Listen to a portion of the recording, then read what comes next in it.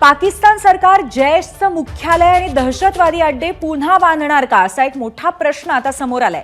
भारतीय कारवाईमध्ये उद्ध्वस्त झालेल्या सर्व इमारती पुन्हा बांधणार असं शहबाज शरीफ यांनी म्हटल्याचं कळतंय।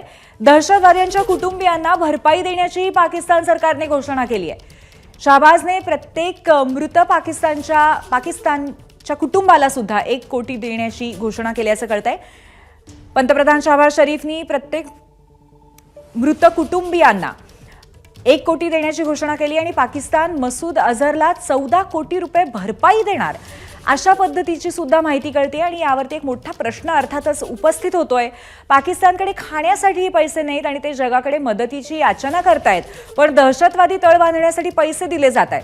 गेल्या वेळी ओसामा बिन लादेनने भावलपूरमधल्या जैशच्या मुख्यालयासाठी पैसे दिले होते। यावेळी कोणती दहशतवादी संघटना पैसे पुरवती असा प्रश्न त्यामुळे उपस्थित झालाय।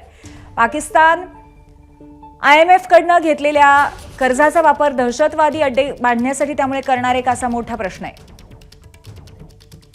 आपले प्रतिनिधी सोमेश कोलगे आपल्याला अधिक माहिती देतील। सोमेश, आता नुकत्याच उद्ध्वस्त केलेल्या दहशतवादी अड्ड्यांना, ज्यांना आंतरराष्ट्रीय पातळीवरती सुद्धा दहशतवादी अड्डे म्हणून नेहमीच मानलं गेलेलं होतं, हे उद्ध्वस्त केल्यानंतर ते पुन्हा बांधण्यासाठी पाकिस्तान सरकार पैसे देत आहे। म्हणजे पाकिस्तान सरकार दहशतवाद पुरस्कार त्याचा करतंय, ह्यापेक्षा जास्त मोठा पुरावा काय असला पाहिजे, या संदर्भात नक्की काय म्हटलंय सरकारने पाकिस्तानच्या?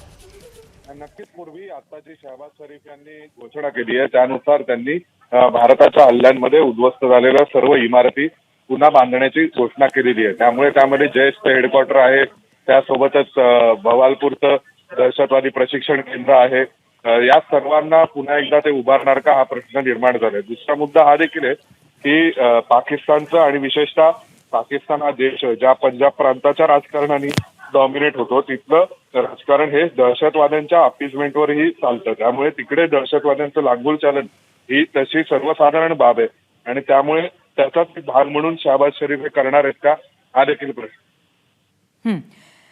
नक्कीच सोमेश, आणि त्याचबरोबर कुठेतरी पुन्हा एकदा भारताला चिथावण्याचा हा प्रयत्न आहे का, हा सुद्धा सवाल आहे। धन्यवाद आपण दिलेल्या माहितीबद्दल।